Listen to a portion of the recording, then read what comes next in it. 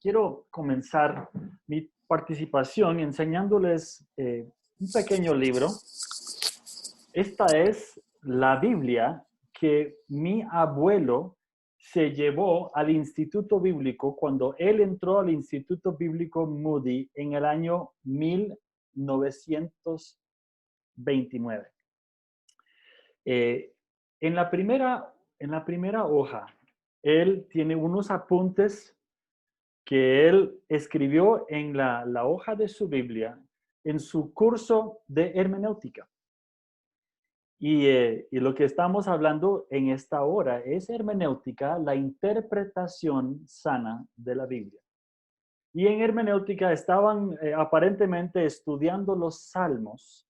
Y él escribió aquí consejos y tips del doctor A.T. Person, que era un profesor bíblico conocido, acerca de cómo interpretar los diferentes tipos de salmos. Qué interesante que nosotros con la palabra de Dios en nuestra mano, todavía tenemos que aplicar la sabiduría que hemos aprendido a través de los años de buena interpretación de las escrituras. Entonces voy a compartir pantalla con ustedes y vamos a ver un material acerca de la hermenéutica. Ahora vamos a comenzar desde el principio tratando de definir términos y usando algunos ejemplos bien claritos para que nosotros podamos por lo menos tener una idea de qué es la buena interpretación. Ahora, primero una pregunta. ¿Por qué es que hasta el año 1962 la iglesia tradicional, la iglesia católica romana, en América Latina, daba las misas en latín? ¿Y por qué no animaban a las personas a leer la Biblia por su propia cuenta en su hogar, en su casa? Más bien, en algunos casos decían, no lean la Biblia en su casa porque se puede volver loco. ¿Cuál era el miedo? El miedo tenía que ver con este tema de la hermenéutica, la interpretación.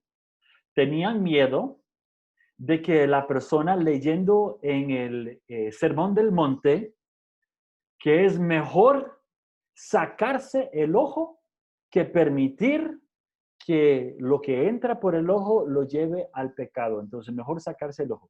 Mejor cortarse la mano que permitir que la mano lo lleve al pecado. Entonces, no querían un país lleno de tuertos y manquitos. Entonces, había un cierto miedo a que la persona individual interprete la Biblia porque sabían que algunas cosas tenían contexto. Entonces, vamos a ver algunos principios básicos para la buena y sana interpretación de la Biblia.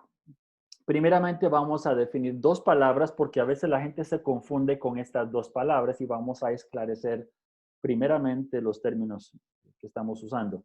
La hermenéutica busca el significado de un texto en la Biblia. Cuando nosotros abrimos la Biblia, leemos una historia del rey David, un salmo, un pasaje de Apocalipsis.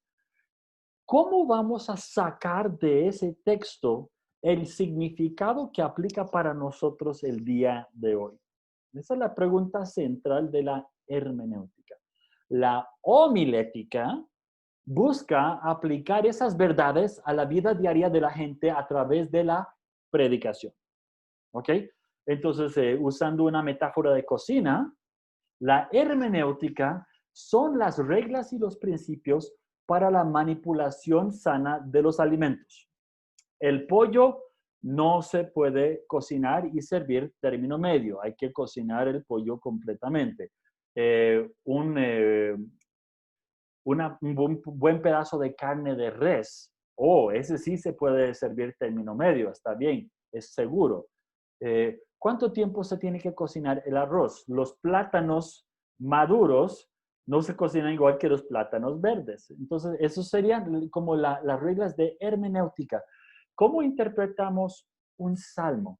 Podemos decir que los salmos enseñan que Dios es una gallina? Bueno, si tomamos literalmente la frase que el Señor protege a los suyos con sus alas. Entonces diríamos, Dios tiene alas, Dios es una gallina o un águila o algo así, ¿verdad? Pero no, nosotros sabemos que eso es poesía y en la poesía hay metáfora, hay símiles, hay hipérboles. Entonces, no vamos a tratar cada tipo de frase igual porque algunas tienen sus reglas. Como la regla de cocinar algún tipo de alimento, también hay reglas de interpretación de la Biblia. La homilética ya es como el servicio a la mesa del plato. Cómo hacer el plato para que sea bonito, para que apetezca, el orden en que servir los alimentos para que la gente se les despierta el hambre, para que coman rico, para que les sepa bien, para que se coman lo que va a ser de nutrición para su alma. Hermenéutica es la parte de la cocina, la homilética es el servicio a la mesa. ¿Ok? Entonces, seguimos. Nosotros tenemos una creencia básica como pentecostales y evangélicos, es que toda la escritura es inspirada por Dios. Es útil para enseñar, para redarguir, para corregir, para instruir en justicia, a fin de que el hombre de Dios sea perfecto, enteramente preparado para toda buena obra. Segunda de Timoteo 3, 16 y 17. Lo que vamos a hablar ahora con las reglas de la interpretación sana no le está quitando inspiración. Toda la Biblia fue inspirada por Dios. Eran más de 40 autores diferentes que Dios utilizó a través de un espacio de años de más de 1400 años. Pero no quita que sea palabra de Dios. Lo que sí dice la hermenéutica es que tenemos que enseñar algunas cosas para tener una interpretación clara. Vamos a comenzar con 4 frases clave. Todo lo que vamos a ver ahora se lo acabo de poner en el chat en un PDF. Entonces, para que puedan seguir eso y ver después exactamente lo que hemos conversado. Quiero comenzar con 4 frases antes de entrar en las 10 reglas para la interpretación sana. Número 1, la Biblia fue escrita para nosotros, pero no nos fue escrita a nosotros. ¿Ok? No podemos decir en 1 Corintios 13, el apóstol Pablo nos estaba escribiendo reglas para amar bien a las personas. No, no me estaba escribiendo a mí.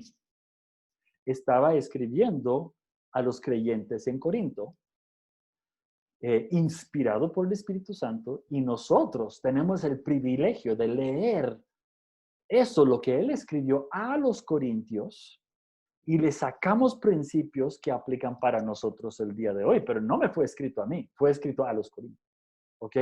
Entonces, la hermenéutica nos ayuda a separar esas dos cosas. Es como un puente que nos ayuda a atravesar 5 brechas. ¿Ok? Por un lado, tenemos el mensaje del escritor original. ¿Qué fue lo que el apóstol Pablo escribió a los corintios? ¿Ok? Para interpretarlo para nosotros, para sacar los principios espirituales que aplican para nosotros, tenemos que cruzar el puente y la brecha del tiempo. Han pasado 2000 años. De la cultura. Yo no vivo en una cultura donde hay un templo a la diosa Diana o Artemisa como había en Éfeso. Yo no vivo en el imperio romano del primer siglo. El idioma. Yo no hablo griego en mi casa. El apóstol Pablo estaba escribiendo en griego el Antiguo Testamento en hebreo. Hay frases que son frases muy griegas, palabras que son muy griegas que no tienen un equivalente exacto, ni en español ni en inglés. Ha pasado mucho tiempo, muchos eventos históricos. Yo no estoy viviendo en Israel bajo el contexto de como un estado semi-independiente dentro del Imperio Romano. Yo no tengo soldados romanos que están pasando cada 10 minutos enfrente de mi casa, amenazando a la población con hacerles llevar su maleta 1 milla. Yo no vivo en ese contexto histórico y cultural. Yo no vivo en la geografía de Israel del primer siglo. Yo no vivo en ese lugar, en ese ambiente. Están hablando de cosas diferentes que yo no vivo. Entonces, para llegar a lo que la palabra de Dios dice para nosotros, tenemos que cruzar estas brechas. Esta imagen, para que sepan, viene de nuestro libro de texto de nuestros institutos bíblicos, que es la serie de fe y acción. Este es hermenéutica 1, este es del capítulo 1. La hermenéutica es como un puente que tenemos que hacer. Número 2, cuando estamos leyendo el texto bíblico, tenemos que buscar la intención del autor original. Un texto no puede significar algo para nosotros que no fue la intención del autor original en la gran mayoría de los casos. ¿Cuál es el mensaje que quería comunicar el autor del texto? Inspirado por el Espíritu Santo, ¿qué es lo que quería decir? No podemos inventar, tenemos que buscar cuál fue la intención del autor. Número 3, la tercera frase que yo en mis clases de hermenéutica siempre uso, repito, insisto que mis alumnos repitan: un texto fuera de contexto es un pretexto. Usted está utilizando un verso para decir lo que usted quiere decir si no está usando el texto en su contexto. El contexto siempre importa. Muy pocas veces me van a escuchar a mí usando un texto totalmente en el aire, como dice tal cosa, y tirarlo. No siempre le voy a poner un contexto. Y número 4, queremos humanizar la comunicación bíblica. Si yo saco el rato, estudio bien mi texto, trato de entender el lugar donde están, quién está escribiendo, a quién le está escribiendo, qué representan las cosas que aparecen en el texto. Si yo puedo humanizar a esas personas en la comunicación, probablemente voy a entender mejor cuál es la palabra de Dios para los humanos el día de hoy. Entonces vamos a usar 10 pasos a seguir en la hermenéutica sana. Y voy a poner un ejemplo, el texto de las bodas de Caná de Galilea de Juan capítulo 2. Al tercer día se hicieron unas bodas en Caná de Galilea. Y estaba allí la madre de Jesús y fueron también invitados a las bodas Jesús y sus discípulos. Y faltando el vino, la madre de Jesús le dijo: no tienen vino. Y Jesús le dijo: ¿qué tienes conmigo, mujer? Aún no ha venido mi hora. Y su madre dijo a los que servían: haced todo lo que os dijere. O sea, háganle caso a mi hijo. Y estaban ahí 6 tinajas de piedra para agua, conforme al rito de la purificación de los judíos, en cada una de las cuales habían 2 o 3 cántaros. Jesús les dijo: llenad estas tinajas de agua. Y las llenaron hasta arriba. Entonces les dijo: sacad ahora y llevadlo al maestresala. Y se lo llevaron. Cuando el maestresala probó el agua hecha vino, sin saber él de dónde era, aunque lo sabían los sirvientes que habían sacado el agua, llamó al esposo y le dijo: todo hombre sirve primero el buen vino, y cuando han bebido mucho, entonces el inferior. Mas tú has reservado el buen vino hasta ahora. Y oigan la moraleja de la historia.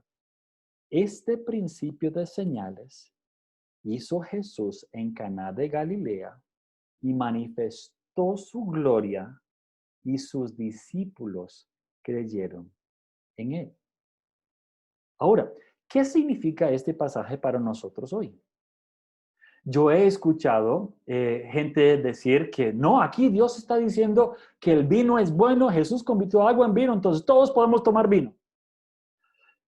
Yo lo he usado diciendo que Jesús dignificó el matrimonio haciendo su primer milagro en las bodas de Caná de Galilea. Algunos teólogos de corte más católico dirían: no, este pasaje demuestra claramente que la mamá de Jesús tenía autoridad sobre él. Entonces nosotros podemos poner a María en un puesto donde se le puede adorar. ¿Ok? Entonces, si no sacamos el rato para sacar los principios que el autor está queriendo enseñar, podemos sacarle lo que se nos ocurra. Entonces, vamos a enseñar los 10 pasos para una sana interpretación. 1, empápese de su pasaje. Cuando yo empiezo a preparar un mensaje nuevo, yo leo varias veces la sección que voy a utilizar. Voy a leer el capítulo antes. Voy a leer el capítulo después. Voy a empaparme de cuál es el contexto. Voy a hacer un montón de preguntas. ¿Quiénes son los personajes? ¿Qué están haciendo? ¿Qué sabemos de ellos? ¿De dónde salieron? ¿Qué estaban haciendo antes? ¿Qué hacen después de esta historia? ¿Cómo cabe dentro de la secuencia? Yo quiero empaparme de todo lo que está pasando en mi pasaje. Segundo, estudie varias traducciones. El hermano Eden va a hablar de varias traducciones de la Biblia y por qué necesitamos diferentes traducciones con filosofías diferentes. Entonces, no me voy a meter mucho en esto porque no quiero meterme en el terreno de él. Pero digamos que vamos a escoger un verso clave, el último verso. Este principio de señales hizo Jesús en Caná de Galilea y manifestó su gloria y sus discípulos creyeron en él. Aquí está en 3 traducciones. Y vamos a buscar si hay diferencias en palabras. Este principio de señales, dice la Reina Valera, la nueva versión internacional dice la primera de sus señales. Y en la nueva traducción viviente, esta señal milagrosa fue la primera vez. ¿Ok? Entonces, principio de señales, primera señal y la primera vez que él reveló su gloria con la señal. Tenemos otra palabra interesante, manifestó su gloria, reveló su gloria. Entonces, ¿cuál es el tema central aquí que estamos viendo en las 3 traducciones? Lo que tenemos aquí es una señal milagrosa. Y esta fue la primera, supuestamente entre varias, que Jesús usa para revelar su gloria. Ok, seguimos adelante. ¿Quién es el autor? Vamos a hacer varias preguntas. ¿Quién era? ¿Cuándo escribió el libro? ¿En qué situación estaba? ¿Qué relación tenía con las personas a quien escribió? ¿Y cuál fue su propósito? En este caso, el autor es el apóstol Juan. Él había caminado con Jesús. Él estuvo presente ese día. Lo está escribiendo 50 años después. ¿Ok? A una nueva generación en Asia Menor, personas que no son judíos, que no habían vivido en este contexto, que estaban en otro contexto, tal vez desconfiaban un poco de esas historias antiguas que contaban sus abuelitos, de cuando caminaban con Jesús y los milagros y los dichos de Jesús. Qué aburrido. Pero Juan está discipulando una nueva generación que estaba luchando con ideas gnósticas, es una de las filosofías que andaban circulando, que decían que hay que tener sabiduría especial, secreto, para entender las cosas de Dios. Y él está diciendo, no, yo caminé con él, yo vi los milagros, yo vi cómo él reveló la gloria de Dios. ¿Y cuál fue su propósito al escribir el libro? En el caso de Juan es fácil porque lo tenemos al final. Dice, si fuéramos a escribir todo lo que Jesús hizo y dijo, llenaríamos todos los rollos del mundo. Pero estos, lo que se ha escrito aquí, fueron escritos para que ustedes crean y que creyendo tengan vida en su nombre. Ok. Juan tiene un propósito muy claro en el libro entero. Y resulta que en esta historia él dice casi lo mismo. Él dice, esta fue la primera de las señales que Jesús hizo en Caná de Galilea. Y así reveló su gloria y sus discípulos creyeron en él. Juan dice, yo creí en él ese día. Ese texto es parte del testimonio de Juan. Él recién había comenzado a seguir a Jesús.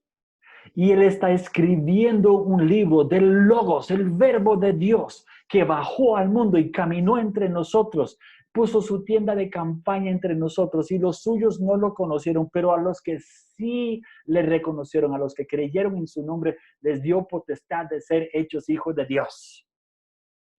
Entonces, al escribir esta historia, Él dice, ya hice una linda introducción en capítulo 1, ahora les voy a decir cómo fue que nosotros nos dimos cuenta que Él es el Hijo de Dios.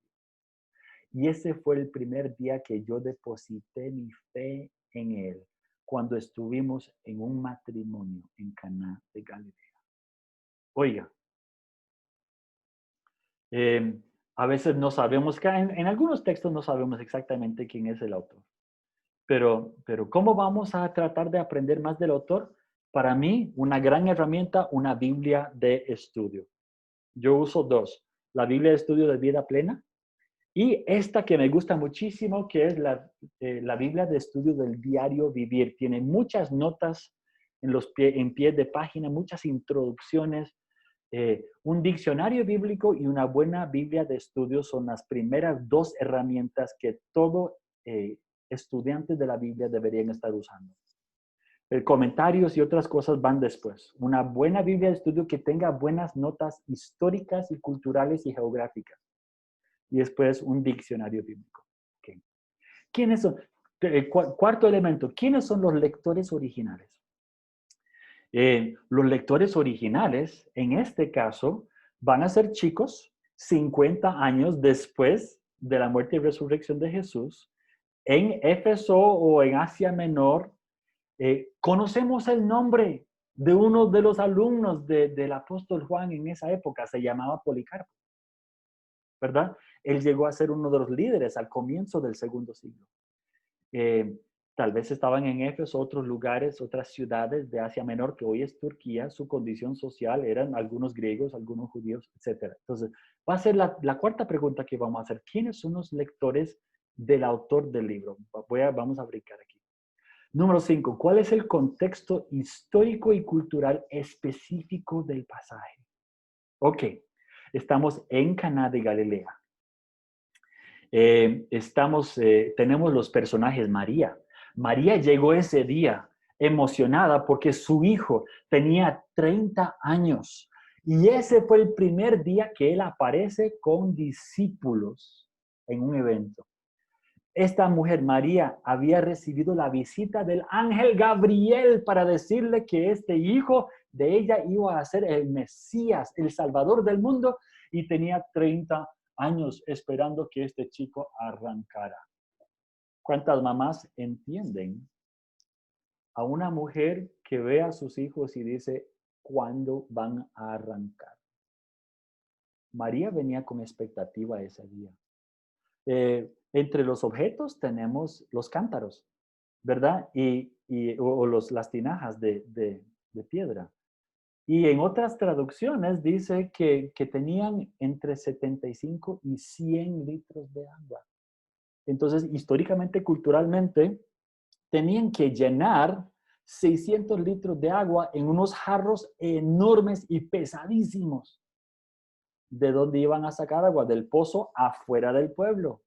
Había que jalar agua con baldes. Yo me imagino 5 personas trabajando media hora para llenar esas tinajas, ¿verdad? Entonces tenemos ciertos elementos que tenemos que explicar. Una boda, ¿cuántos días celebraban la boda?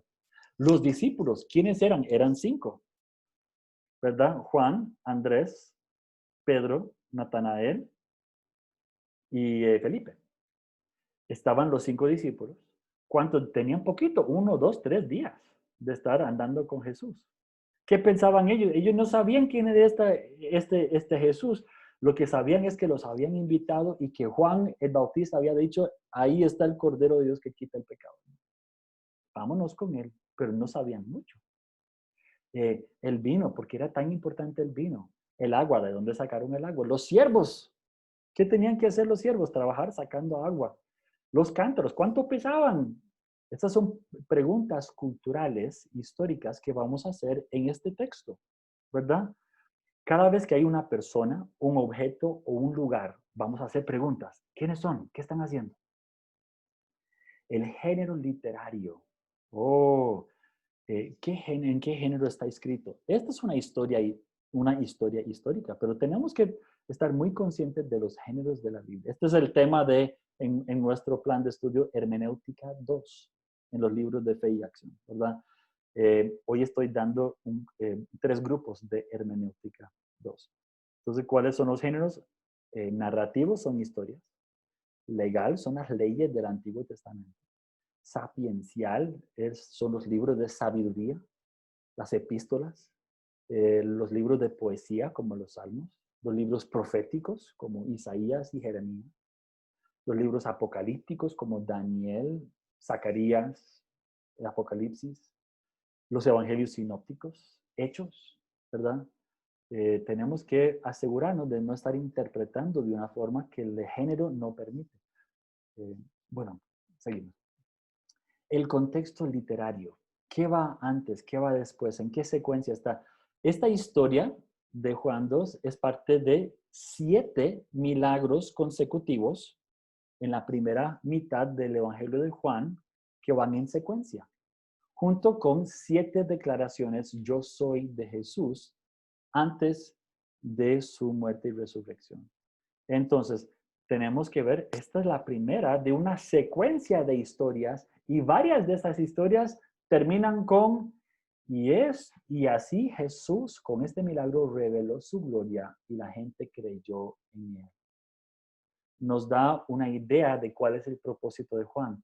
Él quiere contarnos cuando Jesús revela su gloria, cuál es la respuesta que la gente tiene que tomar, creer, depositar su fe en Jesús. Y después, ¿cuál es el resultado? Vida nueva. Y en el libro de Juan tenemos muchas palabras diferentes para vida nueva, contexto literario. Cuando estamos haciendo hermenéutica un poco más profunda, vamos a hacer análisis de la gramática, los sustantivos, los verbos, haciendo muchas preguntas. Y al fin vamos a tratar de sacar los principios eternos y transculturales. Hay 3 preguntas que yo siempre quiero que mis estudiantes hagan. ¿Qué nos enseña de Dios? ¿Qué nos enseña del plan de salvación en la Biblia? ¿Cómo calza con la historia de Dios en la Biblia, el plan de redención del mundo? ¿Y qué quiere Dios que seamos y hagamos? Entonces, ahí hay varias cosas de los principios. Y después vamos a aplicar las verdades. Entonces, para terminar, vamos a sacar los principios de este texto. Yo creo que de Juan 2 podemos sacar bien las siguientes verdades eternas, bíblicas y transculturales para nosotros el día de hoy.